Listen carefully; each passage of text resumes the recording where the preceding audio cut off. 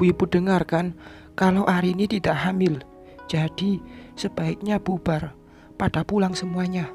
Kasihan anak saya mau istirahat, ujar Abah menyuruh ibu-ibu yang hadir pada pulang. Satu persatu dari mereka pun pergi. Tinggallah keluarga Benalu yang masih belum beranjak. Aku tidak mengindahkan kehadirannya, lebih memilih masuk ke dalam rumah. Namun saat hampir sampai pintu, Mas Andri kembali memanggil, membuatku membalikkan badan. Apalagi sih mas, kataku dengan nada jengkel. Rin, aku mau kamu kembalikan uangku. Ibu dan adikku mau pulang. Mereka tidak ada ongkos. Tetap tinggal di sini pun percuma. Aku tidak punya pekerjaan untuk bisa memberikan mereka makan. Makanya kerja dong. Jangan cuma mengadakan tangan dengan meminta. Apa yang tadi sudah masuk, kini keluar kembali dan langsung menjawab ucapan Mas Andri. Bah, aku bisa kerja kok. Aku juga mau kerja. Kalau gitu, apa izinkan aku untuk menurunkan perahu apalagi ya? Aku janji akan bayar setoran seperti dulu. Apa diam sejenak. Kemudian Abah menggelengkan kepala. Perahunya sudah ada yang pakai. Mending kamu cari kerja lain saja, ucap Abah. Kerja apa, Abah? Sedangkan yang aku bisa hanya melaut. Apa saja, asal menghasilkan uang. Tuh, si Yusuf sedang membangun rumah serta membuat restoran. Kemarin dia bilang masih membutuhkan orang buat jadi tukang bangunan. Coba kamu datang ke sana. Siapa tahu masih ada lowongan.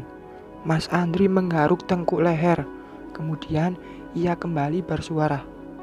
Kalau kerja di bangunan, sepertinya aku tidak bisa. Bah, panas, ucap Mas Andri lagi. Abah berdecak sebal. Ia memilih masuk tanpa berkata lagi.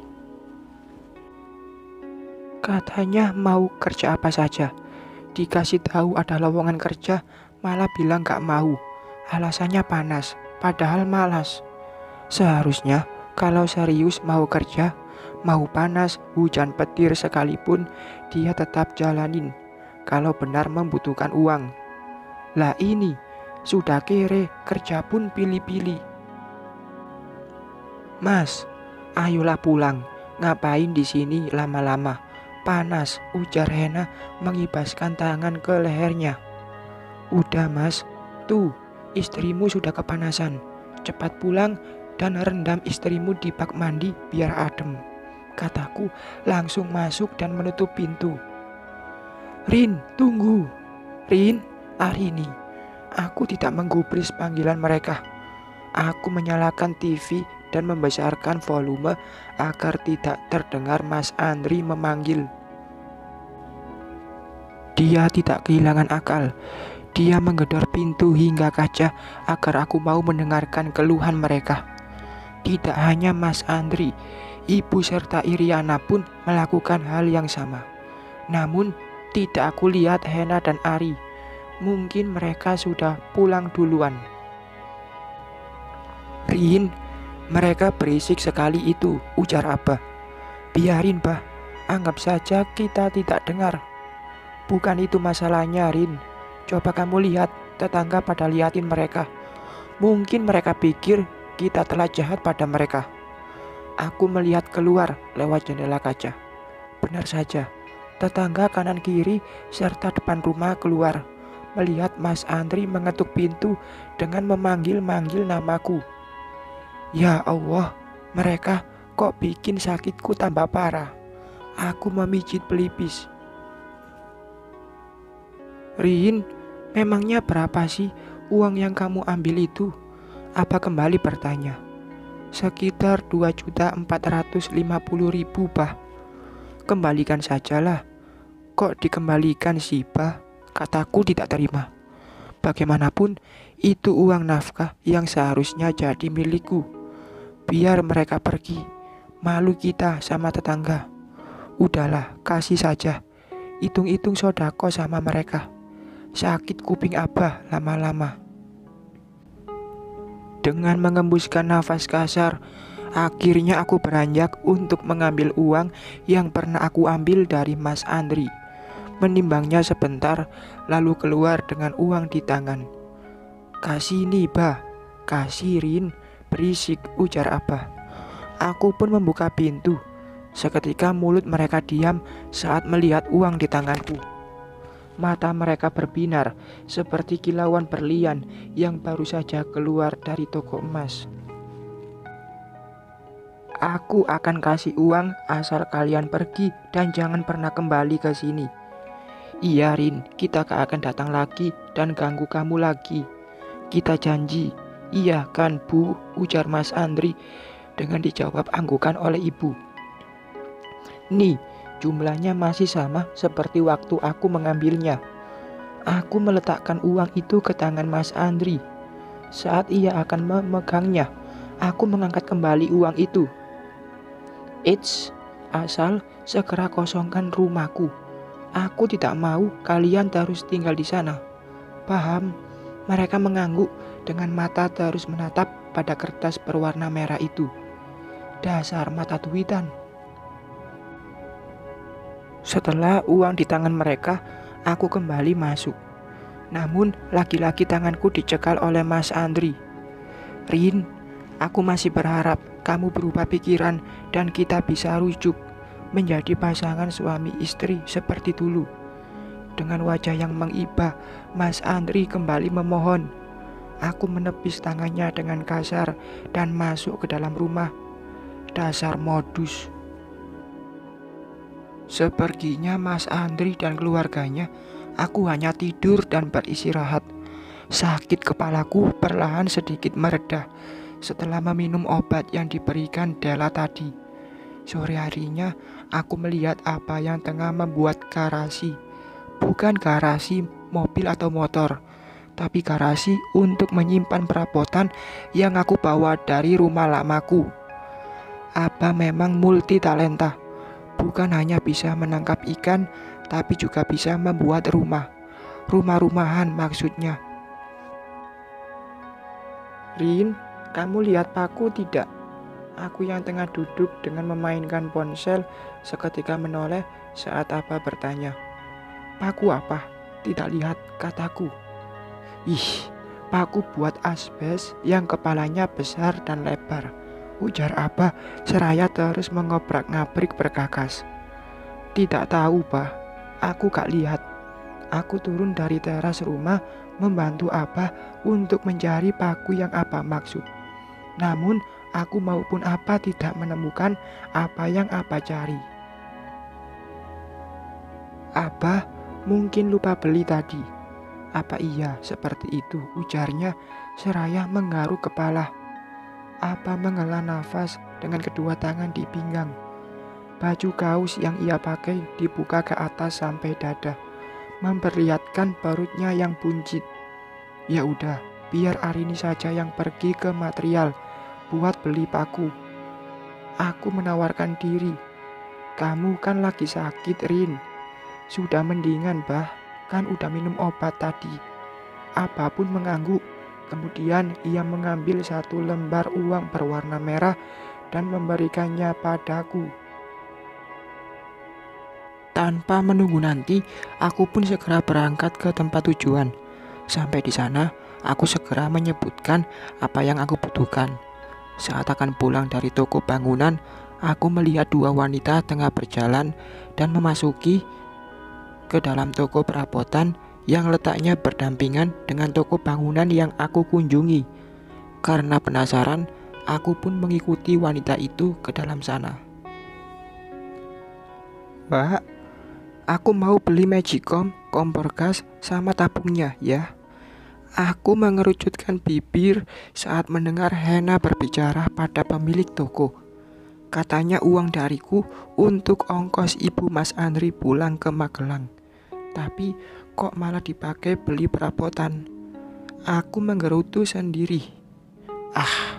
Mungkin hanya sebagian yang dia belikan. Tapi apa cukup uang 1 juta untuk ongkos 3 orang? Aku mengedikkan bahu keluar dari toko itu dan memutuskan untuk pulang. Kali ini Hena selamat dari tangan jahilku. Aku sedang tidak ingin membuat keributan karena kondisi badanku yang belum sehat betul. Mungkin aku harus merancang rencana untuk mengusir para benalu itu dari rumahku. Lihat saja, aku akan melakukan hal tak biasa yang tidak bisa mereka lupakan sampai kapanpun. Aku sudah naik ke atas motor, namun saat menstarter, motorku tidak mau menyala. Sudah beberapa kali aku mengulang cara yang sama, hasilnya pun tetap sama. Aku turun lagi dari motor, berdiri di samping kendaraan roda 2 itu dan memandanginya dengan kesal. "Hei, kenapa?" Seseorang menepuk pundakku. "Motornya gak mau nyala," kataku. Pria berpawarakan tinggi itu membantuku untuk menyalakan motor. Tapi sayangnya dia pun tidak berhasil. Motorku tetap mati. "Sepertinya ini harus dibawa ke bengkel," ujarnya dengan memberikan kunci motor padaku. Dia Yusuf, orang yang tadi pagi mengantarkan aku ke puskesmas. Sekarang kita bertemu lagi di depan toko bangunan. Sepertinya dia baru saja membeli sesuatu di sini. "Arini, gimana kalau aku antarin kamu pulang saja? Dan motornya kamu simpan saja di bengkel." Yusuf memberikan usul. Tidak ada pilihan lain. Tidak mungkin aku menunggu motorku sampai selesai diperbaiki. Sedangkan di rumah, Apa pasti sedang menungguku. Akhirnya aku pun mengangguk mengiyakan ajakan Yusuf. Aku pulang dengan diantar pria yang dahulu pernah jadi cinta monyetku. Pernah menyukai dia saat duduk di bangku sekolah dasar. Sampai di depan rumah, aku melihat Abah tidak sendiri. Ada beberapa orang tetangga yang ikut membantu Abah membuat garasi. "Makasih, sudah nganterin sampai rumah." "Sekali lagi terima kasih," kataku, seraya mengangguk lembut. "Sama-sama, sudah aku bilang, jangan sungkan padaku. Kita kan teman." Aku tersenyum. Apa sedang buat apa?" tanyanya lagi. Kini ia turun dari motornya dan menghampiri Abah. Katanya mau buat garasi. Aku menjawab seraya ikut berjalan. Yusuf menganggukkan kepala. Dia menghampiri Abah dan ia ikut berbaur dengan beberapa orang lainnya. "Mana pakunya, Rin?" Abah menyambutku dengan pertanyaan. Tanpa basa-basi, aku langsung memberikan paku itu pada Abah. Aku pun masuk ke dalam rumah dan memilih membuat dodol jagung untuk suguhan para tetangga dan Yusuf yang ikut membantu Abah. Setelah dodol jagung masak, aku menuangkannya ke dalam loyang besar, membiarkannya sebentar sampai dingin dan mengeras.